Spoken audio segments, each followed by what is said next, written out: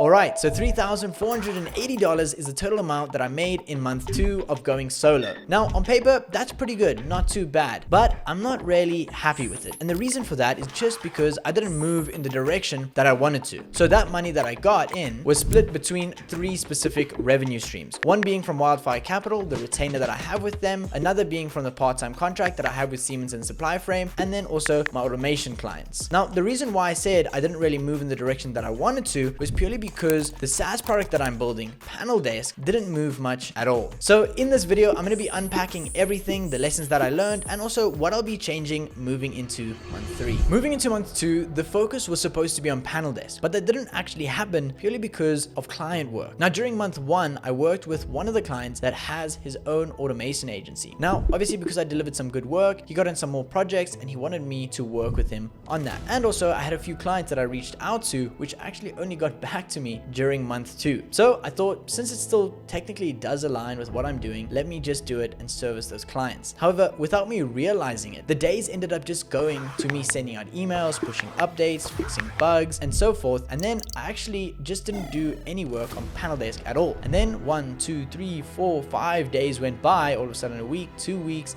and then a month was gone and I didn't actually move much on PanelDesk. Now, the reason for that was because client work has built-in pressure and also momentum. There's a lot of going back and forth with people and they are waiting on deadlines and for you to provide an update and so forth. Whereas with PanelDesk, there's actually no one that's waiting for an update or waiting for me to push anything. It's just me waiting for me, really. So there's no external pressure, and that's something that I'll need to change. Not necessarily adding external pressure, but just prioritizing it a little bit more. So overall, I realized that I don't have a time problem, but rather a focus problem. And what I mean by that is that I've got the time to do and work on PanelDesk. However, I need to focus a bit more on how I spend my time sending updates, when I do that, when I do what, and just focus a little bit better on that. To elaborate a little bit more on that, because I wanted to really impress the client and deliver good work, I would also over deliver to a degree. So I'd get so wrapped up in the client's workspace, and then I'd be able to spot here and there more things that I'd be able to fix and tweak for them so that operations would run a lot smoother. So then I'd spend the time doing that instead of actually not doing that because it's out of scope, and then spending the time on PanelDesk. So I was prioritizing the things that were shouting the loudest instead of the things that truly matter. And the reason for that was because I saw that these projects were to a degree in alignment with the business that I was trying to build, which is obviously in automations. However, it doesn't align with PanelDesk, which was supposed to be the focus for the month. So that's where I kind of let those priorities get blurred and then focus on the one that was shouting the loudest. So with all that being said, moving into month 3, what I'm doing differently is that I've written out my priorities, and then throughout the month and just moving forward in general, I'll be able to look at that and say, whatever I'm about to do, does that task benefit one of those priorities? And if yes, then obviously I can go ahead and do it. But also I need to ensure that I don't spend too much on one than the other. So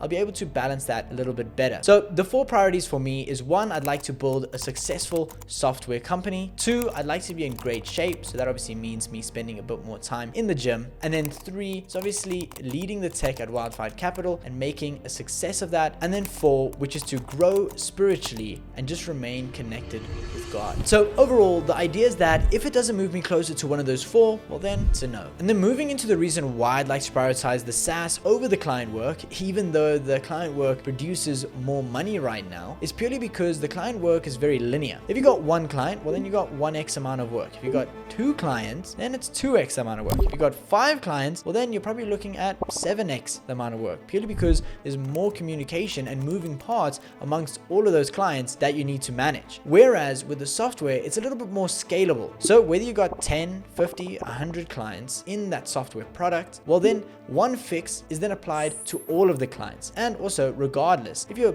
serving them a software product, if there is one bug, you need to fix it anyways, whether it be for 1, 10 or 50 clients or 100 or even 1,000, you still have to fix that bug. And the amount of time that it takes for you to fix that bug, well, It's going to be the same regardless of how many users you have. And what I'd like to achieve and focus on right now is long-term freedom instead of just constant busyness. So it will be a bit of a slower start now, but I believe that it will be exponential later on. So even though month 2 was profitable, it just wasn't productive in the right way. So moving forward and into month 3, it'll be more about being intentional and building momentum in the right direction. Thank you so much for watching. I really appreciate it. If you did enjoy the video, please consider subscribing and liking the video, as it really does help. So thank you, and I'll catch you in the next one.